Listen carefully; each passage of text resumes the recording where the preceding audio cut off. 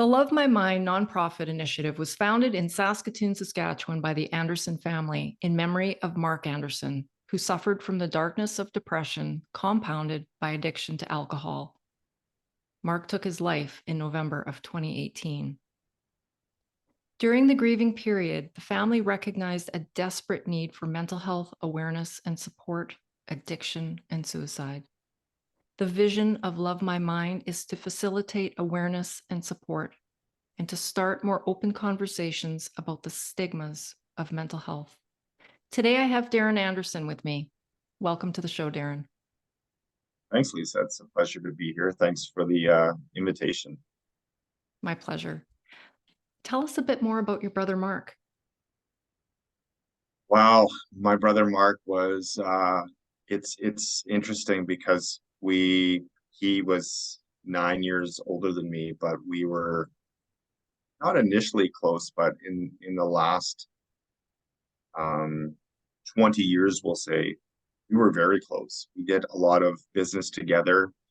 Um, but it was it's funny because we were polar opposites. Like I was always the kind of the corporate preppy jock kid, and he was kind of like I always refer to him as the Harley Davidson and Marlboro man kind of type. And he had the Harley, and I had the fun sports cars, and but one thing about Mark is he had a heart of gold. He was a big brother to everyone. He was that father figure to everyone. He was that person you called when the weather was minus 40 in a blizzard and you were stuck. He just always wanted to help people.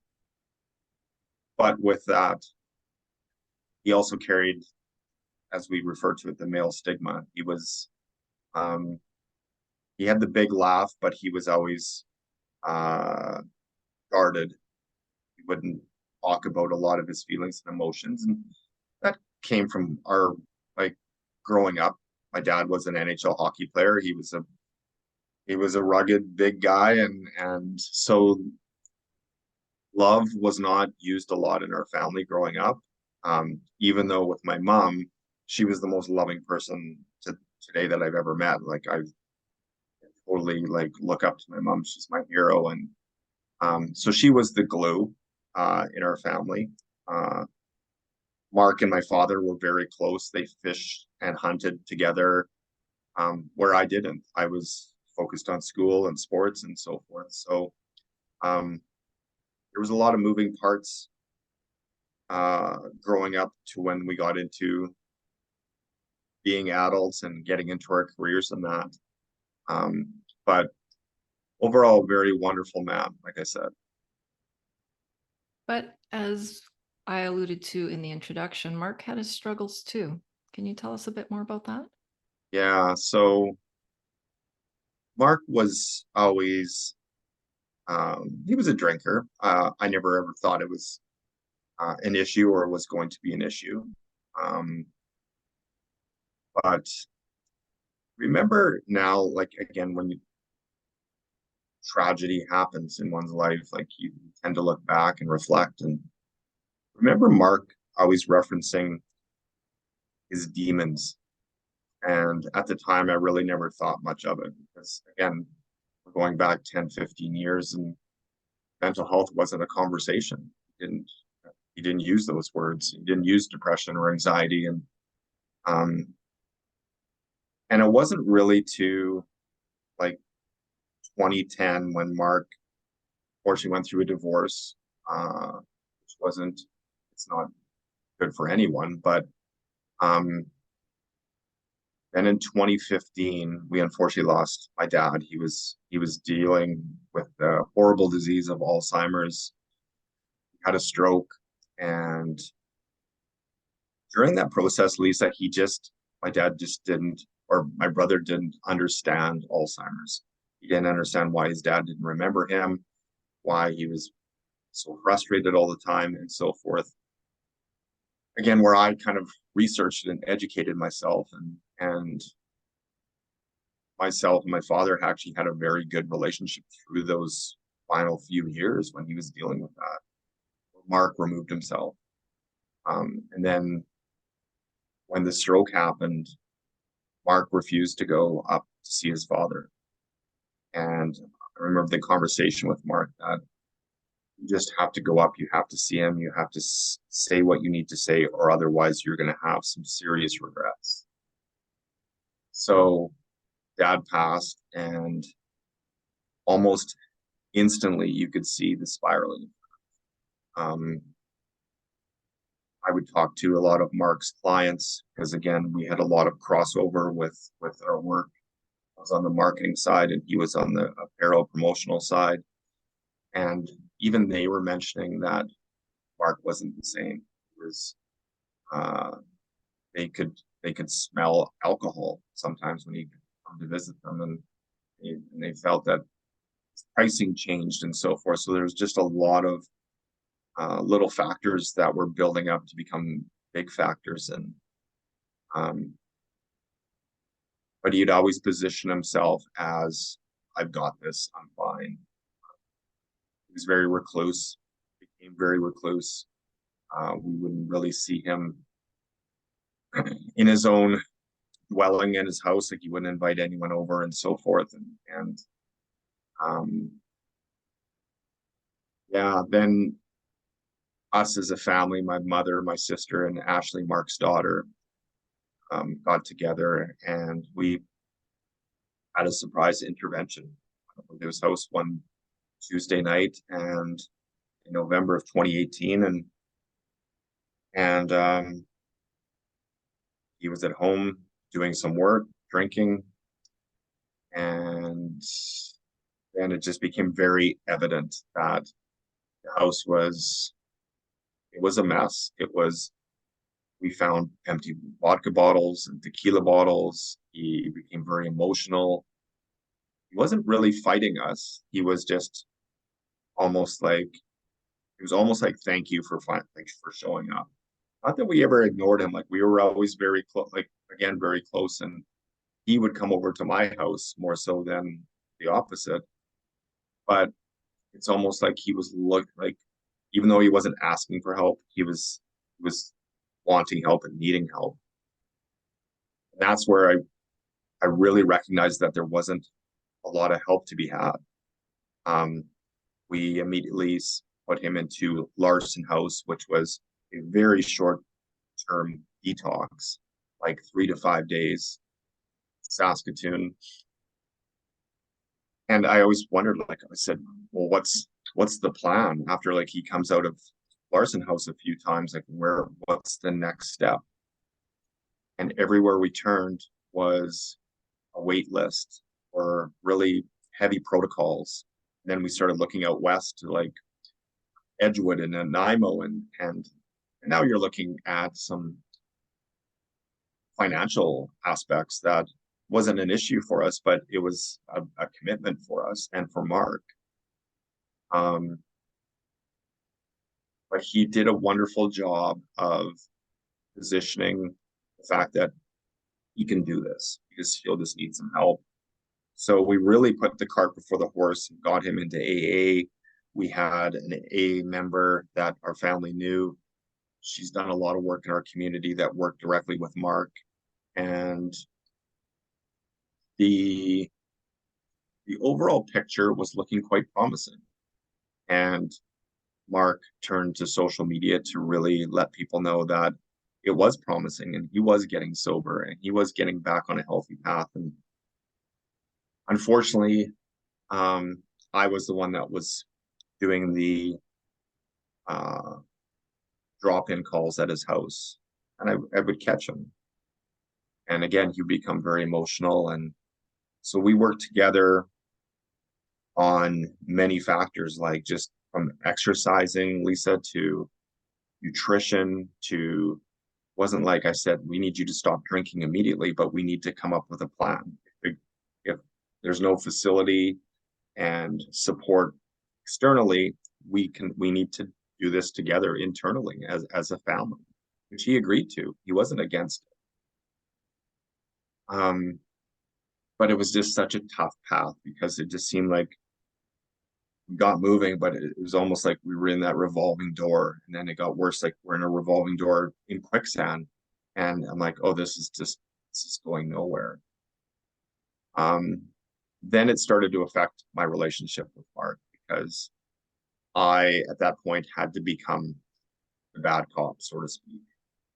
Mom was still bringing him food. I found out mom was giving him money. Um, Ashley lives out on a farm, so she wasn't as accessible to Mark. And my sister was at a distance. Her and Mark weren't really that close leading into this. So it was me, which was fine because me and Mark were close and I wanted to take care of my brother and get him help that he needed. But it was just roadblock after roadblock. And um, then near the end of November, I remember I was out of town on business and my good friend reached out to me and he was having a text conversation with Mark on a Saturday. And it started off really, really well. And then as the day turned into night, the messaging changed. It was, I'm sorry, tired. Uh, you can just sense the self-worth becoming less and less. And he just didn't um you could just feel it. So Ian reached out to me and I came back into town on Sunday and ironically enough, my mom was going over to the house with some food and she called me and she said, I'm over at Mark's and I have food and the lights are on, the dog's home, the TV's on, the truck's there, but there's no answer. And I just knew that in my heart and in my gut that there was something wrong. So I called the police front desk, not 911, and I just said, I think we have a non-responsive person. It's my brother. My mom is at the house waiting outside. Front door is locked, but I know the back door is open. And I made my way over there, and the police were there like almost instantaneously, like after me. And the police were so on point. They were wonderful. They had a social worker to sit with my mom in the vehicle. One officer attached himself to me, and he was the one that was facilitating the questions and like talking about Mark and the situation. And then we tried just to maneuver ourselves, get them into the house, which Mark had a dog, and we just had to make sure the dog knew that I was there. And so we went around back, and the dog came out and saw me and was all excited. And then the police went in, and um, that one officer came out and said, we have a deceased person. Unfortunately, we cannot determine the identity of that person based on the circumstance. And I just clearly went into shock. I said, oh, that's okay. I'll go in and I'll let you know. That was my response to him. And he's like, you're not going in there. Then it kind of hit home and I was I just fell to my knees. And actually, just to back up a bit, Ian, my friend who received what was now the suicide note, he showed up to check up on Mark and he was there standing in the backyard. He just came around while the police were inside. And it was obviously a day, a moment in my life I'll never forget. And the thing is, Lisa, I just, in that moment, being the last remaining male in my family, I then instantly knew and felt what the stigma was all about. I felt that I had to be the glue. I had to be strong. I had to be like almost turn into a stone. I'm like, I have to take care of my family. I have to get things. I have to just take care of things. And the first and foremost was I have to go around the front of the house and tell my mom. And that was the worst feeling in the world. And then I phoned Ashley, I phoned my sister, and it was just from that point moving forward the next through into Christmas, it was just a blur. I actually don't remember a thing. Barely remember Christmas.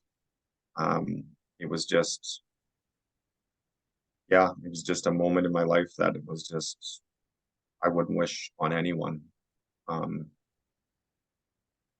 so it was, yeah, it was just very tough. And so in January, actually, I got away, went out west to visit my friend who coaches hockey out there. And actually, Ian came with me, and it was the best thing I could have done. It allowed me to process and reflect and start my grieving process, like, and begin to grieve. And um, the way my brain works because of being in business, I just don't understand it. I don't understand how someone, like, yes, he was having troubles, but I didn't understand how someone could go that dark and take your own life.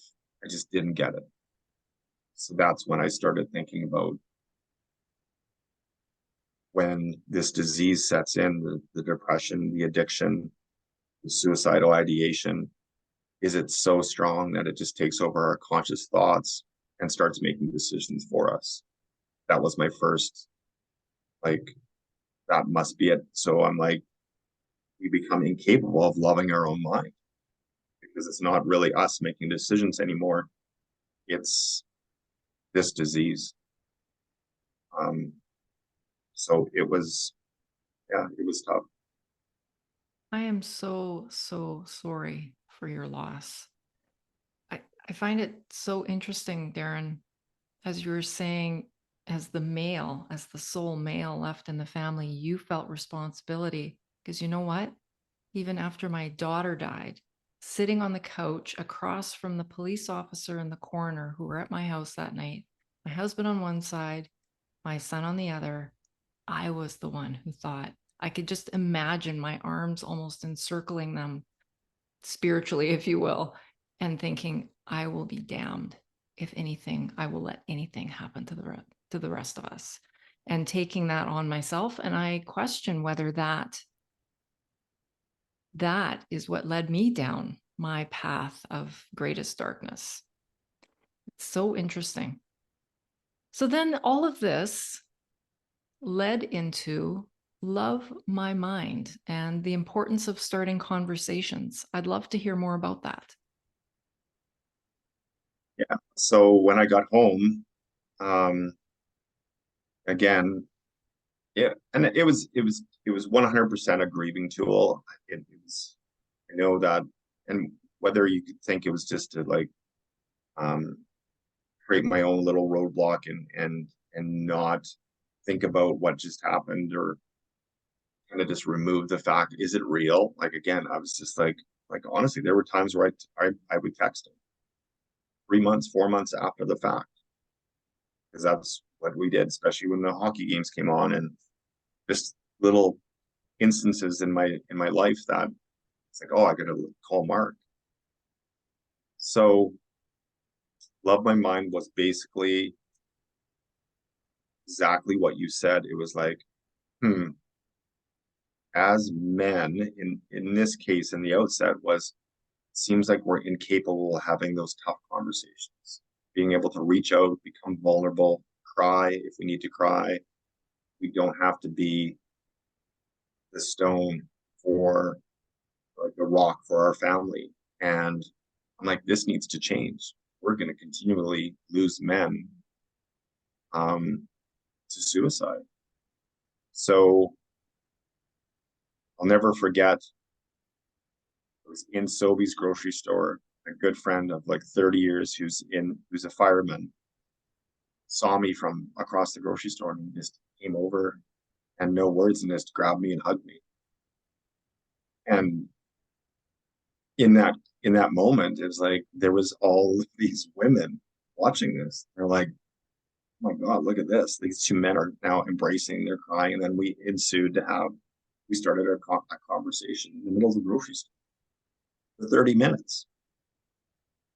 And that was like the start of like, this is what needs to happen. How I get there, I had no clue. The one thing with being in business and marketing my entire life is that I have a ton of resources and I have a massive network. So that's was the starting point. I went with my team. I said, we need to build a brand, we need a design. Here's my vision. So my design team took it over and created a wonderful, like it was perfect with Love My Mind, the self, mind, love. Is how it started with the taglines.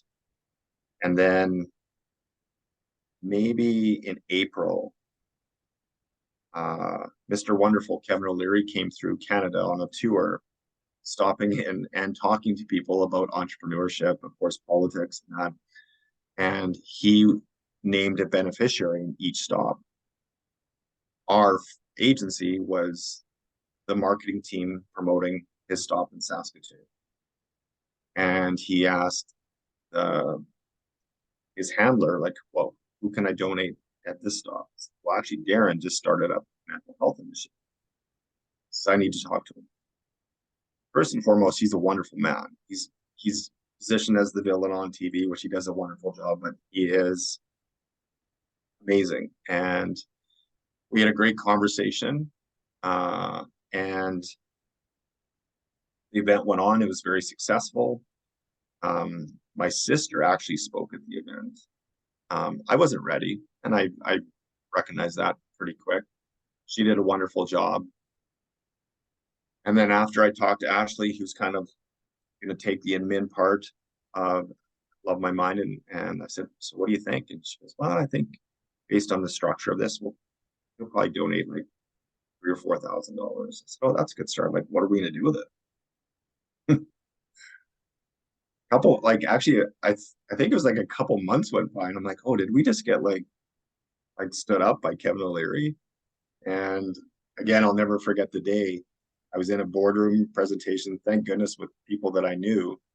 And the text came through from the handler. She goes, did you hear? And I checked my phone in a little bit of the break. And then she said, Kevin just donated $30,000 to Love My Mind. I broke down into tears. I'm like, Incredible. what? It was unbelievable. And I was just like, and of course, everyone's like, what's going on? Are you okay? And I'm like, and they knew of what I was building here. And they're like, oh, Darren, we're so happy for you. And it was funny that the business that I was meeting with, as soon as that happened, in that instant, donated money to Love My Mind. And now I'm just like, oh, so I went to my like Ashley and I told my mom. And so then I was like, okay, now we have to figure this out. What is Love My Mind going to be? And I use social media. I use social media as best as I could to start the dialogue, really position the vision, the messaging behind it. And it just blew up, because and that just showed me, Lisa, that the community was waiting and ready for something like this, because everyone has a story, everyone's going through something, everyone has a loved one going through something. And I'm like, wow, this is crazy. So and of course I thought I was going to do it all myself. I was going to save the world. Krista comes in, my significant other, and she's like, no, you're not saving any world. You're not a counselor, nor are you going to be a counselor. I can already seeing this weighing in on you. You need to go out and start talking to the professionals in Saskatoon. And you need to start building a Love My Mind community. I need you for a long time. You need to use your network, your business set, your resources to build this properly. And this is the first step. And she was right. She saw me going down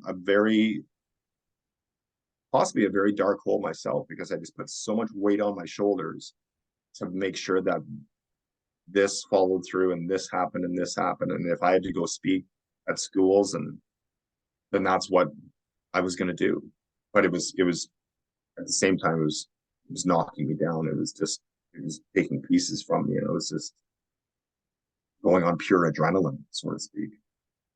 So is how kind of everything just started, and the process began to, we have the money, and now how are we going to use it properly? How are we going to be transparent with how we're using it? And again, we have to show the community like what we're doing and what we're all about. So, um, and then from there, it was just everyone wanted on board.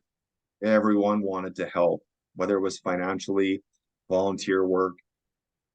Every mental health and addiction professional I talked to was like, I'm in. What can I do? What do you need from us? What's Love My Mind? What are we doing here? And um the rest is history. So it was, yeah. Um, but for the first year, I had no clue. It was just, I was having conversations, I was talking to the community, but you could just see the story start to grow. It was something amazing was about to take place, um, and I just knew that it made my mom happy. We're carrying on Mark's legacy, so to speak. It was the voice, as I always say, it was the voice that he always wanted to use, but never did because he was always wanting to help people. And this is the way we could use his voice to help people. And that was the best thing we could have done. I love it. I love it. I love it. As you said, nothing will ever bring him back. But what a beautiful way to honor your brother. Absolutely. And you guys are Yeah. doing amazing things. You're working with athletes, you're working with youth. Do you think that things are maybe changing a little bit awareness wise with mental health? I see it in our youth, like my son's generation, for example. Yeah. But what are your thoughts on that? Um, and that's a good point. I definitely think things are changing for the better. There's more organizations. And this is kind of a cool thing, even though I never saw it coming, was we had a lot of people that were in the government sector of healthcare that were moving over to start their own private practice because they saw the urgency. And that's a huge step, um, to take that leap of faith, start up your own business basically from scratch in the mental health and wellness space. So we saw an opportunity to get AMG, which is our marketing agency, involved to help them pro bono and help build their brand, build their website, build their social media, and get them off and running. And it worked. The two, even though my lawyer said, don't let AMG and Love My Mind intertwine because people will question that. I'm like, okay, I get it, I get it.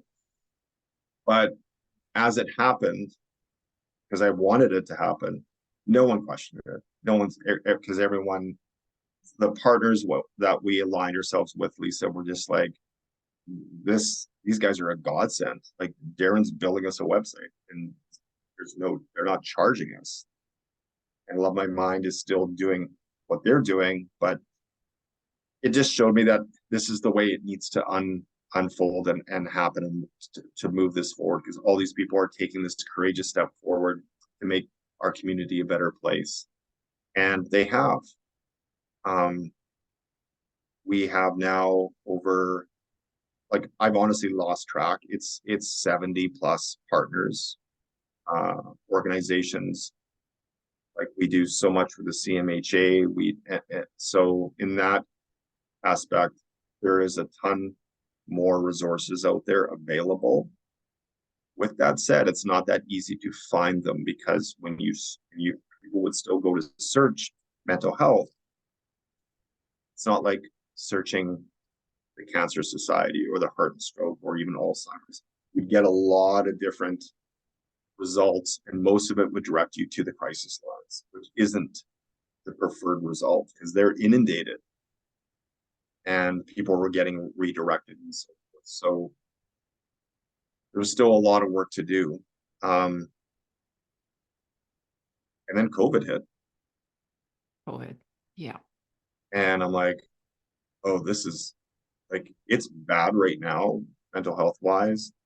And then here comes COVID and the immediate fear factor and unknown drops like on us. And we're not, this is what we see in the movies. This isn't supposed to happen to us in real life. And I look to my team and I'm like, now what? We can't get in front of people. And again, it was such another turning point is that one of our close partners and actually friends at Precision Auto Body in Saskatoon, who always did a Christmas wish campaign and basically donated thousands of dollars in gift cards and presents, and actually someone was awarded a car. It was this amazing campaign, 12 years running. And they came to me, Lisa, and they said, Darren, can't run the campaign because of the in-person aspect, because it was a very intimate campaign. We would go right to the families' houses and there was hugging, and but we see a greater need, and it's mental health. This is where we need you. Like, what can we do? Because people are going to be confined to their homes and their spaces, some of them alone, and we need to offer support. We need to have that voice on the other end. So that's when we created the We Connect series, which is kind of a sub-brand of Love My Mind. Long and the short of it is, it was an online platform. We promoted it. We let people know that we're going to have counselors on. This is the sessions we're going to be talking about, like the topics in the sessions. It's free. Join in. And we were able to pay our professionals for their time through Love My Mind. And it was wonderful. It was an immediate outlet and people joined in. It was very intimate and interactive. It did exactly what it was meant to do. And now it's evolved into more of what we're doing today. We now have, we still have our professionals on. It's more of what we're doing today, of like a broadcast or a podcast. We invite the community though. We've had coaches, we've had teachers, we've had business owners, we have our counselors on, and we just have conversations like me and you are having today. And that's where new topics would come to the table.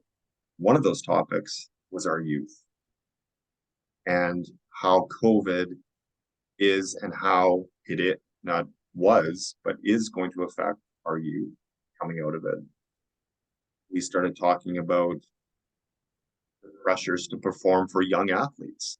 And that has turned into something very special because there was a severe problem that no one really knew about, that we were losing young athletes in our own community and across North America, from female fastball players to Husky athletes to suicide.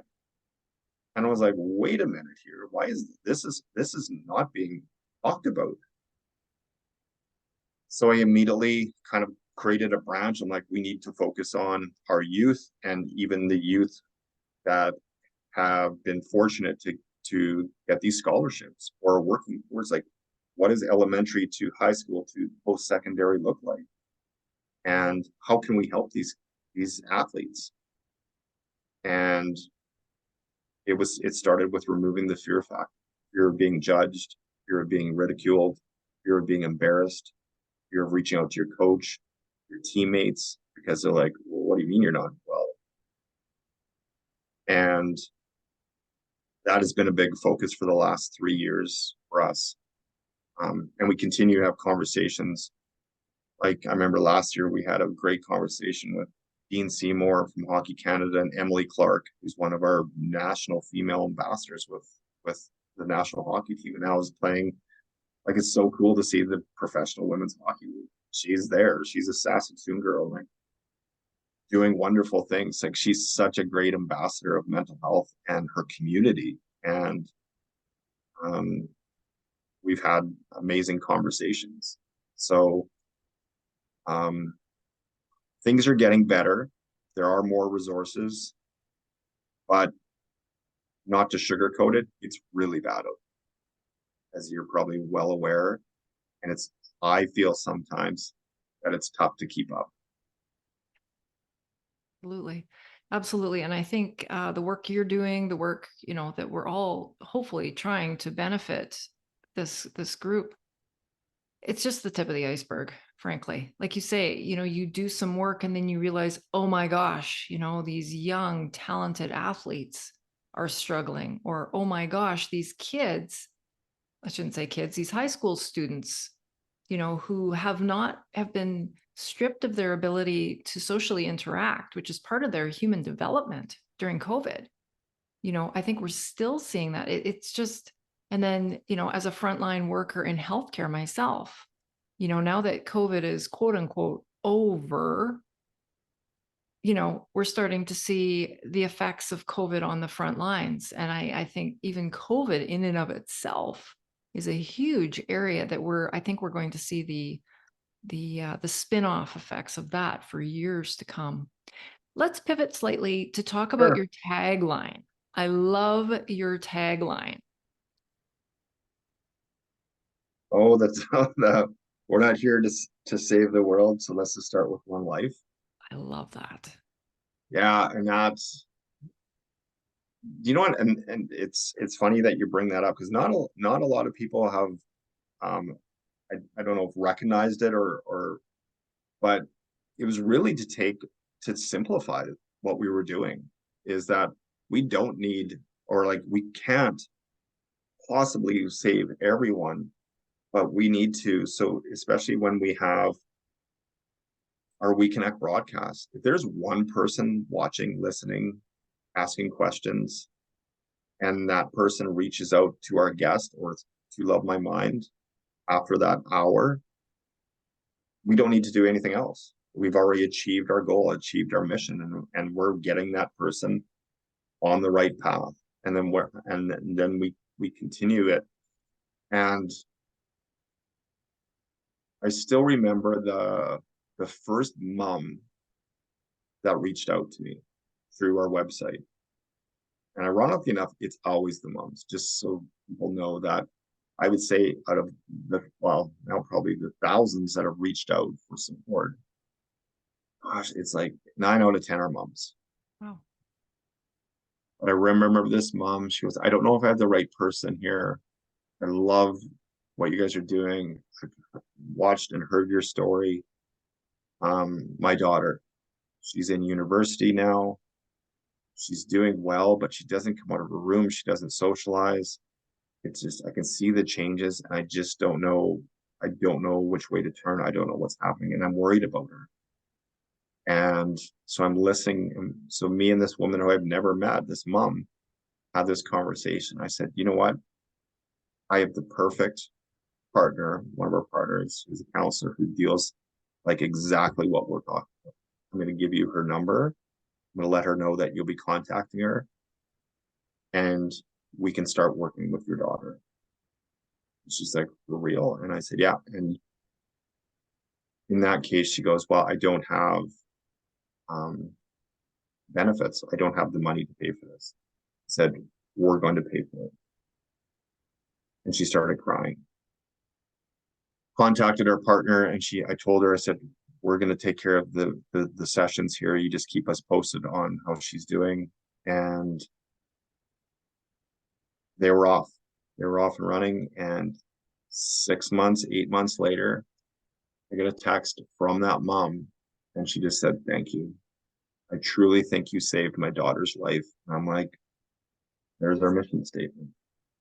Overwhelming, crazily, like Lisa, I was just like, someone just told me that I saved her daughter's life. And granted, it wasn't me, it was the community we've created, it was the brand, it was the trusted brand we've created. But I'm like, this is what it's all about. If we don't do it another single thing, and I shut this down, which obviously I wasn't going to, we've done it. We've achieved our goal. And obviously we've had more of those conversations and more of those successes. And we've had some tough conversations where it wasn't successful. Those were obviously the toughest ones. But those are the ones that the people that needed the support, needed the help. It's a sad reality, but some of them just don't want it. just don't accept it, won't make the commitment to take that next step, won't acknowledge the fact they need it. Therefore, our counselors, they can't help. If you're not willing to take that step close forward to me, I can't come towards you. Absolutely. And that one hit home pretty hard. People, and I'm like, well, I guess that people do need to be accountable for their own mental health. As tough as it is and as dark as it is, we still need you to come make that step towards us. Well, and that's an important conversation to have as well, right? Whether through podcasts or messaging, or we do have to take some ownership as well. Yeah. I just had a question, I forgot. So many things I'd like to unpack. Just in my own journey, reading, learning, diving into everything, I've really learned that community and connection are so key in surviving really any of life's hardships. And I think that you absolutely, absolutely bring that into Love My Mind on every level. And I frankly think that's why it's taken off so much as it has, right? Our mental health journey is not a solo journey. It's not just us and a therapist. Even in my own grief journey, I do a lot of speaking to grieving mothers, and I always say we need to build a team, right? A therapist is great. I really think Yeah, we all need one, right? But we need to include our GP. We need to include our closest family members, our friends, our coworkers. We can't do this alone. We weren't meant to do this alone as human beings. I agree 100%. So tell me a little bit. The name of this podcast is Rising Strong, Mental Yep. Health and Resilience. And I do like to kind of end a little bit on resilience. What is your definition of resilience, and how do you think you've become more resilient? Oh, that's such a great question. And I asked that question to other people, but no one's asked me. Um, like I think there's so many different terminologies or definitions because it's I think resilient has broadened. Like it's like when you say the word marketing, it's like, oh, it's just not one funnel. I think resiliency um has again so many moving parts, but at the end of the day, it's really like I look at my wife Krista, like she's got her own story, and listening to that story when we first met and the grace that she shows today and through it, I'm like, wow, this woman is so resilient to stay composed, fight the battle of dealing with an absolute monster in her life, and come out the other side stronger, better, more compassionate. She's one of the most loving people that I know. And I just applaud her like every day that she was able to show that resiliency and again just her demeanor. And everyone has that again, those everyone's situation is different, like you mentioned. And it's like one I hear this terminology a lot, like we're all in the same storm, but we're just in different vessels. Some of us are in yachts and some of us have a paddle, but we're in the storm. And I agree with that. We're not in the same boat, that's for sure, in the storm. We all have, again, our stories are very different. And yeah, resilience, it's just that to allow that resiliency to take place, it goes back to what we've talked about for the last hour. And it is about community, it is about connection, it is about conversation.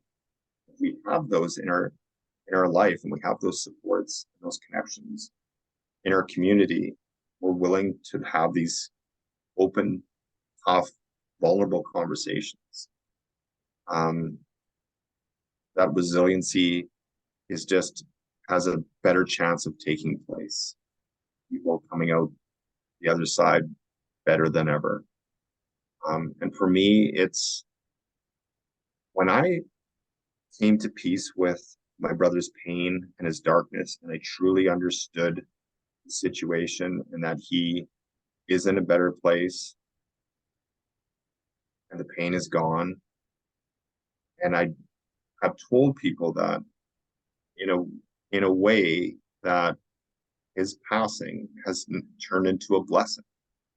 They kind of looked at me, they looked at me kind of funny initially. I said, well, think about it, is that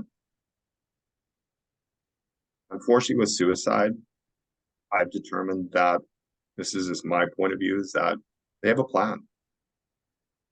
They can stay connected, they can reach out for support, they can accept that support, they can have the conversations. But the darkness of that is that they do have a plan.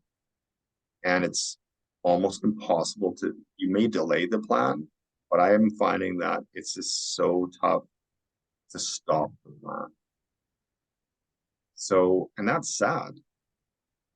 Now, that doesn't apply to everyone, but in the situations I've come across in the last 5 years, that's one thing is this plan is the problem. Is that they can position themselves as like, I am getting better, I got this. Hey, let's watch football tonight. Hey, let's go to a hockey game, let's go for a walk. And like it's like, oh, this person's getting better. And I'm like, not that you're not worried about them anymore, but it's like, and they're gone. Like, what just happened? And I'm like, God, I've just heard so many stories about this plan. Like, I talked to a friend in Calgary that a doctor planned his taking his own life a year in advance. He, he packaged presents and envelopes and such, and went through the entire year positioning the fact he will not be here a year from now. Took everyone in his life, and then a year later he was gone. So it's, yeah. And when you say check in, we have to check in. We have to stay connected. We have to have the conversations because it does help and it will help. But it is such a dark beast when it comes to suicide. Absolutely. And to circle back what we were talking about, maybe even before we hit the record button, is the power of stories. I have said this over and over and over in this podcast and, to a lot of different people. I think when we can share our stories openly and honestly and be raw and real, that gives other people permission to share their story. Because as you say, I think we realize, hey, I'm not alone in this. My friend has shared with me that they're having this dark time. Maybe it's okay for me to talk about my darkness too. And then when we start talking about it, that's where we can start maybe, creating some shifts. I 100% agree with you, is that when I've shared my story with complete vulnerability, people just gravitate to me and they share theirs. And now you have that conversation you're just talking about. I remember one of my first speaking engagements was there was about 100 people there. 97 of these people, Lisa, were women. Yeah. Business leaders, entrepreneurs. And I was like, I stood up there and I'm like, I have never been so intimidated in my life. And I've been in front of people my entire life. And we had a little giggle on that. And I told my story. And I cried during the first part of my story. And it's not just like, oh, I need to cry now. It's just like, it was this goosh. And I noticed that women were leaving. And I was like, oh, now I'm like, did I say something? Like, is there, like, what did I say? So now, of course, my anxieties is like, But what was happening is that the story was resonating with these women because they have men in their life that it's like, oh, my dad, if he could speak like Darren's speaking right now. So they were leaving to go, they were crying. And then after, I had all these women come up to me and like said, like, I just need to hug you. And it was probably one of the most impactful like times of my like in this 5 years in my life, because it was like, oh, my words helped. And it's just like, I have a brother, I have a cousin, I have a dad, I have like a husband, and it was really pertaining to the men in their life, and they're like, this needs to happen. My guys need to have like be able to talk like this. So that was pretty cool.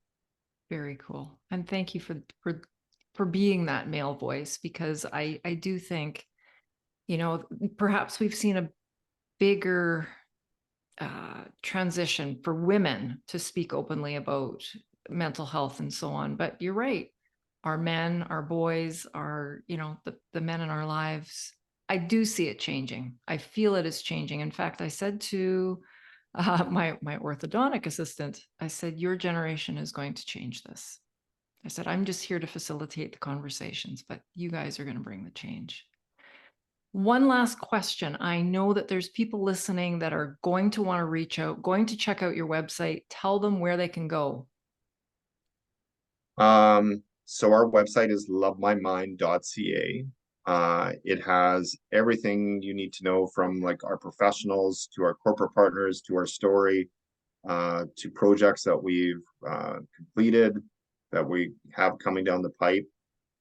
We do have an online store too, which has been quite successful. A lot of different designs now with crew necks and hoodies and t-shirts. We have custom bracelets. And that's been a big one. That, just to interject on that one, is that we would put words on our hoodies with the Love My Mind script. And the Love My Mind script was actually my brother's handwriting recreated.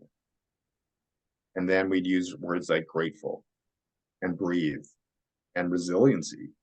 And they just went, it was like, now I get to wear my inspirational word, and not only in clothing, but these bracelets. And we've now, 4 years later, for that, we've sent them all over the world, and they are a big hit. We give them to our ambassadors like Emily Clark and our influencers to like send their message out to their people. And I just like, we talk about conversation, and I've had people come up to me that they've been in Toronto or out in Tofino. And they said, hey, I was out west and I saw your hoodie, and I was wearing my COVID mask, which had our brand on it.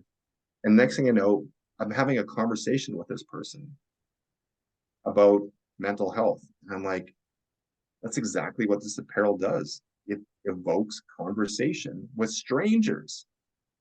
So that was the game changer. So we've really focused on promoting that this apparel and these bracelets are available. We sponsor a lot of events with the bracelets and stuff. So we just try and get that stuff out to our community as much as possible, because if it's going to start conversations that we can't be a part of, then we need to know that they're happening without us. Awareness, right? It all starts with awareness. Yeah. So lovemymind.ca, the shop's there, everything's there. Our Instagram is big too. So that's at lovemymindYXC. And you can reach out on both platforms, and we love to help on collaboration, but also we're here for support and getting you in front of the right people. So we're quite happy with how things have played out to this point. I can't believe it's 5 years. I think it's safe to say that Mark must be shining down on you, and so very proud of you, Darren. Thank you for the work that you do. Thank you. And thanks for inviting me, and you were very easy to talk to, and I'm glad that we had this conversation today. Absolutely, my pleasure. And to the listeners, stay well, be resilient, and remember that you were made for more.